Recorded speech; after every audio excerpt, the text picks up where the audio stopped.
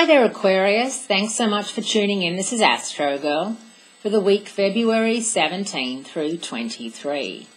Once again, Aquarians, Mercury remains out of phase or retrograde in your sign. Murphy's Law, whatever can go wrong, will go wrong, is in full effect. The Sun leaves your sign this week, so you bid adieu and moves into Pisces, your second house of self-esteem and self-worth.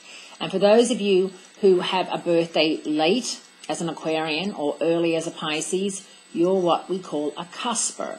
And I'm sure you've heard that before. It's very hard sometimes, depending on where you're born.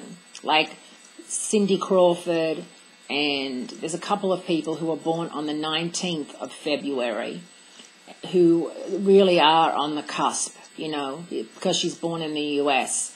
It's hard to tell. In Australia, she's a Pisces. In the US, she's kind of an Aquarius. And that's the same with Rihanna, who's born on February 19. And, you know, she's born in Barbados. So it's the whole latitude, longitude thing. It's very interesting.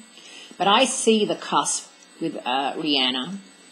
I see the need for love. I see that whole Chris Brown thing and why that happened. But then the Aquarian side of her makes her very creative. And, you know, with the outfits and the hair, and she has the nails, and she really is a sea goddess. But she's, you know, obviously got a brilliant mind as well, coming up with her video creations. Cindy Crawford has become a household name. She sells a lot of, you know, you never see her publicly, I might add, very rarely. But she, you know, is a household name, and she's making a lot of money selling things at Walmart. And she's got a skin line, and she went the right way. When your modeling career ends, you've got to have something else to go along with. So that's two cuspers that I can think of. And Alicia Keys is another cusper, and you see that with her.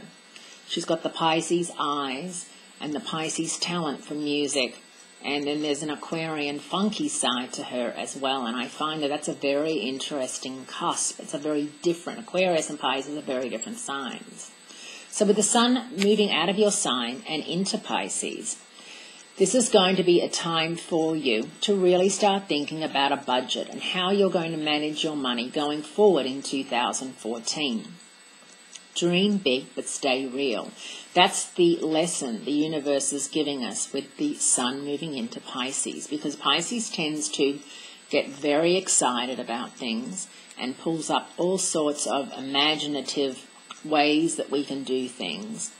And, you know, some of them will work and some of them won't. Keep in mind, though, that with Mercury out of phase in your sign, chances are things are not going to work out the way you want them to. They're going to work out the way the universe wants them to work out, which is a very different way. And as annoying as it is, it's simply a matter of you recognizing that the universe rules and that you're just part of what's going on. Mercury remains out of phase in your sign through the end of February. There's a new moon March 1st in Pisces, and I really feel that, you know, it's going to be a good kickstart to 2014. We didn't have a new moon this month because it's such a short month. We only had that full moon on Valentine's Day in Leo, which was such the doozy, I'm sure. I saw it, you know, for many nights coming alive, getting bigger and bigger and stronger.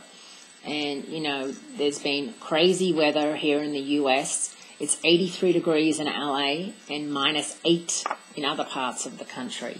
You know, so and I know it's been really hot in Australia. So it's just been, you know, a very interesting yet crazy time for everybody. And I think we're all just trying to just get through Mercury retrograde and get out through the other side, which we all will. We've had it. We see it 3 times a year. We're used to it. Have a great week. Great speaking to you. And I do look forward to speaking to you again next week, Aquarius.